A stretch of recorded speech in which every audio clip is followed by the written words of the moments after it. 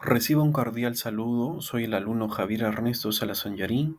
Este es el curso Metodología de Diagnóstico, Evaluación e Interpretación del Patrimonio Cultural Inmueble. Está a cargo del docente, el profesor magíster Martín Fabri García, de la Maestría en Gestión del Patrimonio Cultural.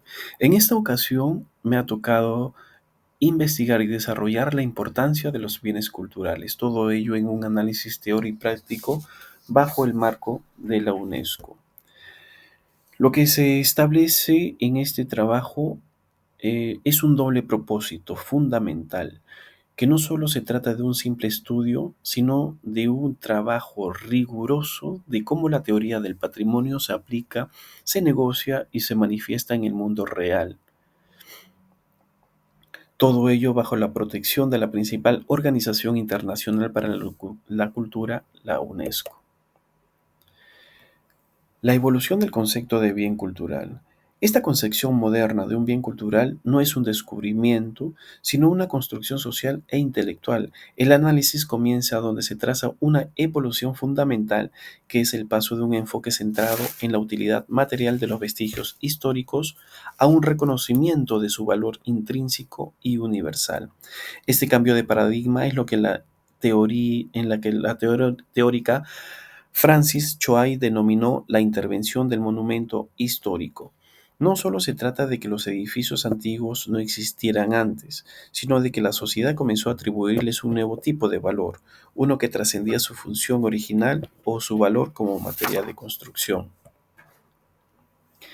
Evolución del concepto de bien cultural. La evolución del concepto de bien cultural ha sido influenciada por pensadores claves que han moldeado sus principios éticos y técnicos. Allá por principios del siglo XX, en esta etapa la noción de bien cultural maduró teóricamente. Este fue el momento de la profesionalización, donde la conservación dejó de ser un asunto de anticuarios para convertirse en un campo con metodologías y principios definidos. Allá por el año 1900 y 1950, el diálogo entre teóricos fundamentales como Alois Riegel y César Brandy comenzó a definir los valores del patrimonio. Aquí surge la pregunta: ¿por qué conservamos?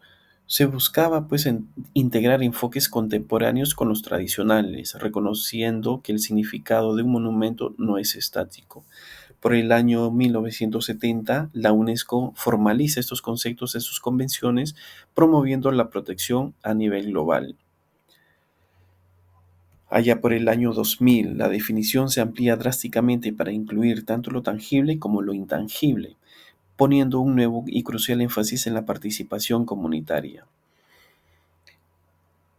Este cambio es una respuesta directa a las presiones de la globalización que amenazaban con homogeneizar las culturas y borrar las tradiciones locales.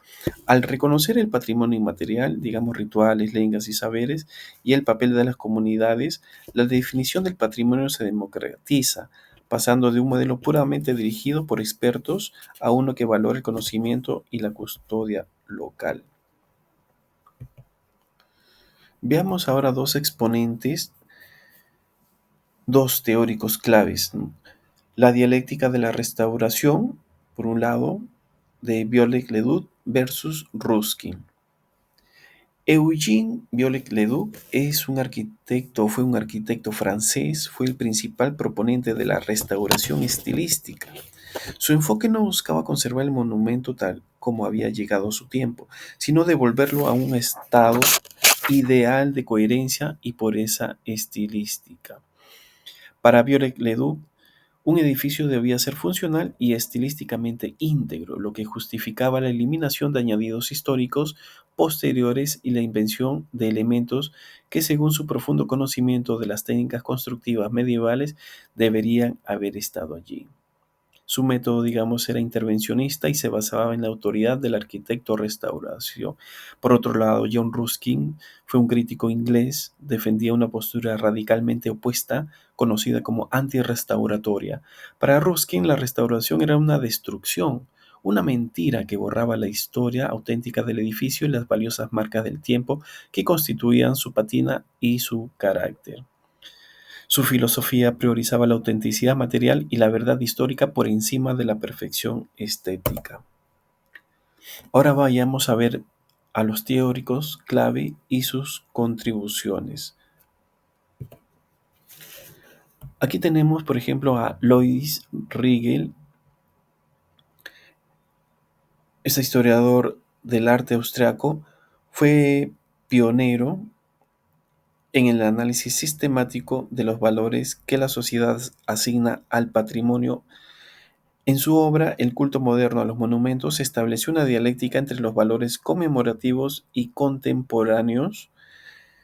Los valores conmemorativos se relacionan con el pasado, por ejemplo, el valor histórico y digamos también por su antigüedad, mientras que los valores contemporáneos se relacionan más con el presente, por su valor de uso, por su valor artístico. Vamos a ver también a Cesare Brandi, el teórico italiano, en su influyente teoría de la restauración, propuso una síntesis crítica que superaba la dicotomía Ruskin-Viollet-le-Duc. Brandi definió la restauración como un acto crítico cuyo objetivo es restablecer la unidad potencial de la obra de arte, siempre que sea posible sin cometer una falsificación artística o histórica. Luego tenemos a David Crosby. Este economista australiano introdujo el concepto de capital cultura en el discurso del patrimonio. Su enfoque proporciona un marco para argumentar la conservación en términos económicos y de políticas públicas, enfatizando la necesidad de una gestión sostenible que garantice la equidad intergeneracional en el acceso y disfrute de este capital. También tenemos a Néstor García Canclini, un antropólogo argentino-mexicano, analizó el patrimonio desde una perspectiva sociopolítica, describiéndolo como un campo de poder y negociación social.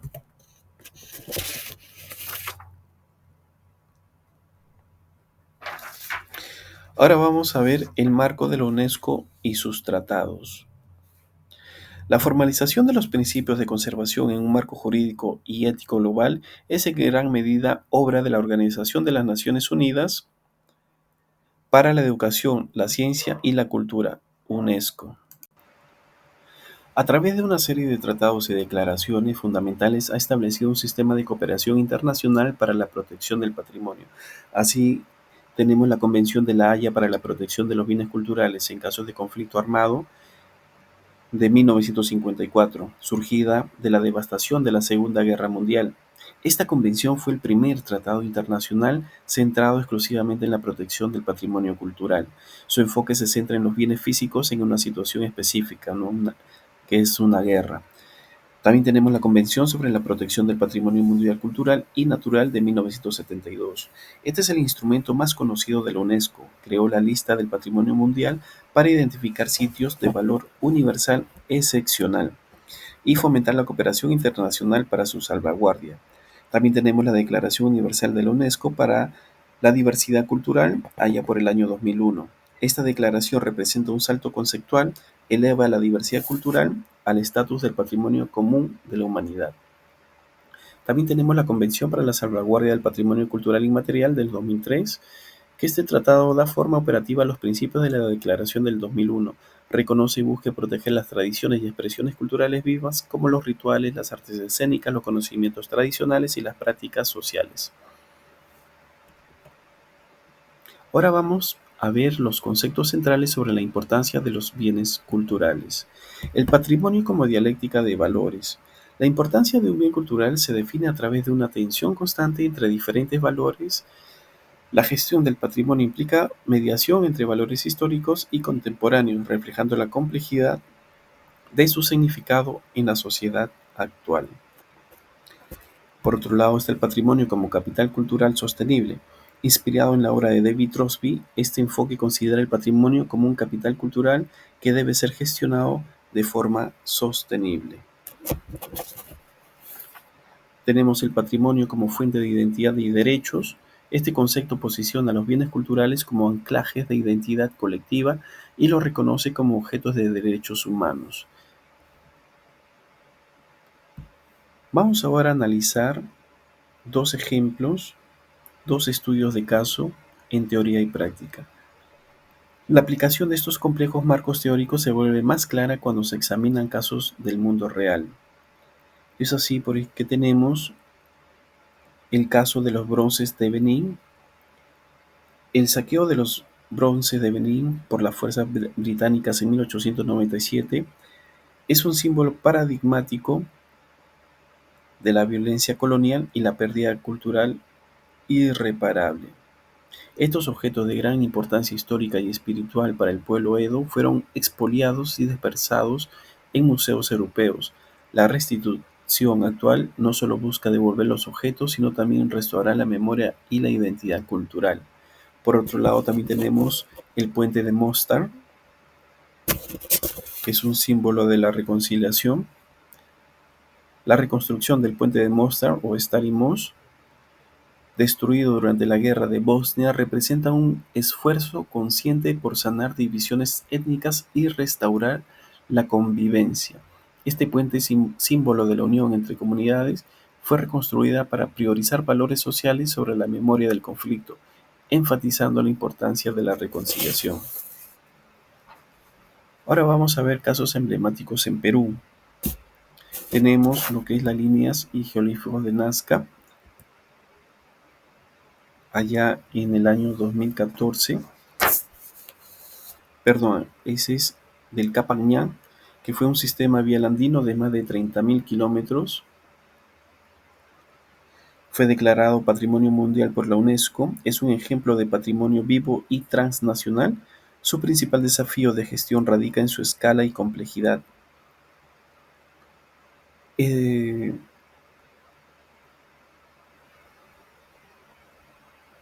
Este caso, digamos, pone de relieve la importancia de la participación comunitaria, un principio central de la concepción del patrimonio en el siglo XXI. Luego, por el año 2025, tenemos este caso reciente sobre una controversia generada por una propuesta del gobierno peruano para reducir el área de protección de este icónico sitio del patrimonio mundial. Este conflicto representa una clara colisión de valores, que es el valor histórico y cultural universal de los geoglifos frente al valor de uso económico de la tierra para la extracción de minerales. El gobierno pues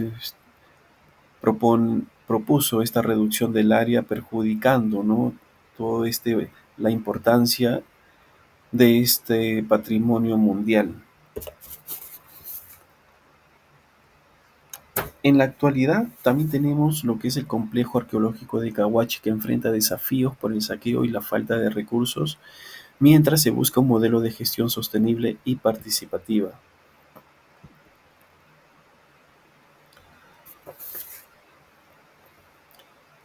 Finalizando, ya tenemos las conclusiones sobre la gestión del patrimonio cultural. Hemos realizado tres conclusiones. La primera es la necesidad de una consideración contextual de los valores. La gestión eficaz del patrimonio implica una cuidadosa consideración y priorización de los valores que éste representa en un determinado contexto social y político. Por otro lado, también tenemos eh, que es imperativo de la gestión sostenible. Es esencial reconocer que el patrimonio no solo es un legado del pasado, sino una capital cultural que debe ser gestionado de manera sostenible para las futuras generaciones. Por último, la última conclusión que llegamos es el papel central del empoderamiento comunitario. La conclusión más enfática es que el empoderamiento de las comunidades locales juega un papel crucial en la protección del patrimonio. Finalizando, ya vamos a ver las referencias claves para el estudio de los bienes culturales. La bibliografía que hemos utilizado en este trabajo está en la teoría de la restauración de Brandy. También hemos visto como bibliografía la evolución del patrimonio según Choay, Francis Choay. Tenemos los usos sociales del patrimonio por García Canclini, los valores del patrimonio según Riegel, el enfoque anti-restauratorio de Ruskin, la capital cultural de Crosby y los tratados de la UNESCO. Bueno, estimado profesor, eso sería todo de mi parte. Muchas gracias por su tiempo, gracias por su paciencia, gracias por sus enseñanzas y que tenga un excelente fin de semana.